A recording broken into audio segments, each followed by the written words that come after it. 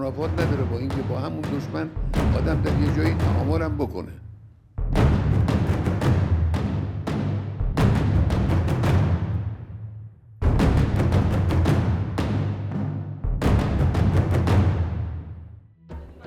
घर में नहीं है दाने और अम्मा चली भुनाने। ईरान के सुप्रीम लीडर खामेनेई का यही हाल है इस वक्त। जी हाँ, उनका ये कहना है कि आप मुसलमान नहीं हैं। अगर आपको भारत में उत्पीड़न हो रहे मुसलमानों की चिंता नहीं हो रही है तो। नमस्कार, मैं हूं आशीष त्रिपाठी और न्यूज़ 18 के सोशल मीडिया प्लेटफॉर्म पर आप सभी का बहुत स्वागत है। और इस वीडियो में हम बात करेंगे अयातुल्ला अली खामेनेई की, जो ईरान के सुप्रीम लीडर हैं। और सुप्रीम लीडर की सुप्रीमनेस का अंदाज़ा आप इस बात से लगाइए कि ईरान में रह रहे मुसलमानों की क्या हालत है, इस ओर उनका कोई ध्यान नहीं है। वो ये देख रहे हैं कि गाज़ा में, भारत में मुसलमानों के साथ उत्पीड़न हो रहा है। क्या वाकई ऐसा है? बहरहाल उस बारे में भी बात करेंगे, लेकिन फिलहाल इस पर जो मुंहतोड़ जवाब भारत की तरफ से दिया गया उस बारे में भी बात करेंगे। और ये पोस्ट सामने आने के बाद भारतीय विदेश मंत्रालय ने बिना समय गवाए तुरंत इस मामले पर तीखी प्रतिक्रिया व्यक्त की है। और भारत के विदेश मंत्रालय की तरफ से इस बारे में उन्हें अपने तक सीमित रहने के लिए साफ शब्दों में चेता दिया गया है। और भारतीय विदेश मंत्रालय की तरफ से इस पर कड़ा विरोध भी दर्ज करवाया गया है।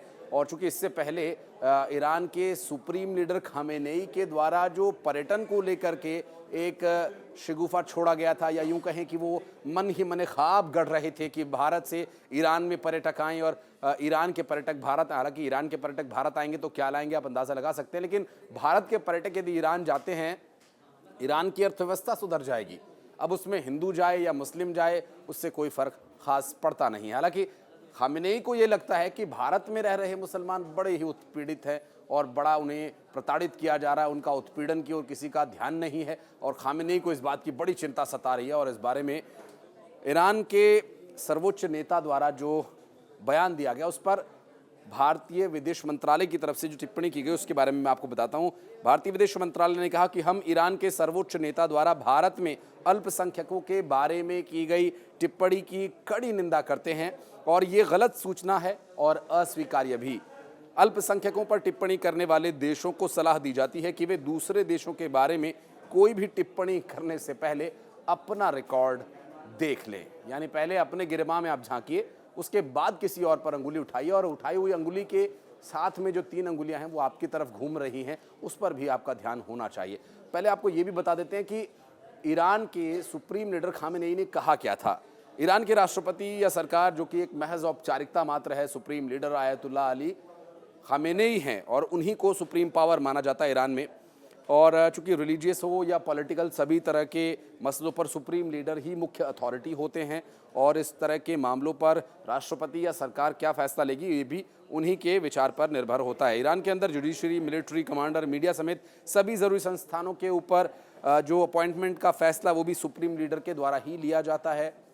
और साथ ही जुडिशरी से लेकर आर्म्ड फोर्सेस तक का कंट्रोल खामेनेई के पास है। और चूँकि उन्होंने पैगंबर मोहम्मद साहब की जयंती पर सोमवार को ये कहा था, दुनिया भर के मुसलमानों के बीच एकजुटता की ज़रूरत उन्होंने महसूस की थी। उन्हें लगता है कि दुनिया भर के मुसलमानों के बीच एकजुटता नहीं है, क्योंकि वो एकजुटता ईरान में प्रतिबिंबित नहीं हो रही, शायद इसीलिए। बहरहाल खामेनेई ने कहा, एक्स पर एक पोस्ट करते हुए लिखा कि अगर हम म्यांमार, गाज़ा, भारत या किसी अन्य स्थान पर किसी मुस्लिम को होने वाली पीड़ा से बेखबर हैं तो हमें खुद को मुसलमान कहने का हक नहीं है। अब मुसलमान होने के आखिर क्या मायने हैं? क्या मुसलमान होने के मायने या मुसलमान होने का पैमाना अब अयातुल्ला अली खामेनेई तय करेंगे, या भारत में रह रहे मुसलमान जिन्हें अच्छी शिक्षा भारत में रह रहे हर नागरिक की तरह मिल रही है, अच्छा पहनावा, घूमना फिरना, खाना पीना और सभी सुविधाओं के साथ बेफिक्र, बेरोक टोक वो कहीं भी आ जा सकते हैं। और उन्हें रात में सोते वक्त ये डर नहीं होता कि कहीं इजराइल हमला ना कर दे, कहीं पड़ोसी देश हमला करके हमारे घर को तबाह ना कर दे। इस तरह की कोई भी चिंता भारत में रह रहे किसी भी नागरिक, किसी भी समुदाय के व्यक्ति को नहीं है। तो ये सोचने वाली बात है कि ये खामेनेई को भारत की चिंता आखिर क्यों आन पड़ी है। दरअसल खामेनेई की हालत इस वक्त बहुत ज़्यादा ख़राब है। इजराइल तैयारी कर रहा है ईरान पर एक बड़े अटैक की। इजराइल के द्वारा तैयारी कर ली गई है और ये अटैक अब छोटा मोटा अटैक नहीं होगा, ये अटैक होगा सैटेलाइट के माध्यम से, ऐसी जानकारी मिल रही है। और जो वर्ल्ड फोरम में या वर्ल्ड मीडिया में जो खबरें चल रही हैं उसके अनुसार ये दावा किया जा रहा है कि इजराइल ने भीतरघात और बाहरी घात दोनों तरीके से ईरान को घेरने की तैयारी कर ली। और उसका सबसे बड़ा नुकसान, सबसे बड़ा झटका supreme leader Ayatollah Ali Khamenei को हो सकता है।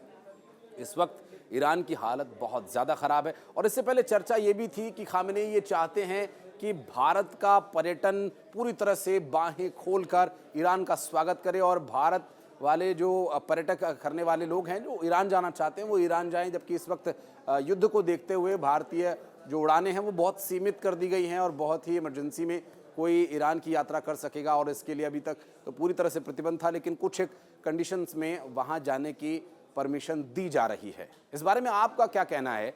ये अयतुल्लाह अली खामेनेई बेगानी शादी में अब्दुल्ला दीवाना क्यों बन रहे हैं? घर में नहीं है दाने और अम्मा चली भुनाने वाली हालत इनकी आखिर क्यों हुई पड़ी है? इस बारे में अगर आप कुछ कमेंट करना चाहते हैं तो कमेंट बॉक्स में आपका वेलकम रहेगा। منافات نداره با اینکه با همون دشمن آدم در یه جایی تعامل هم بکنه.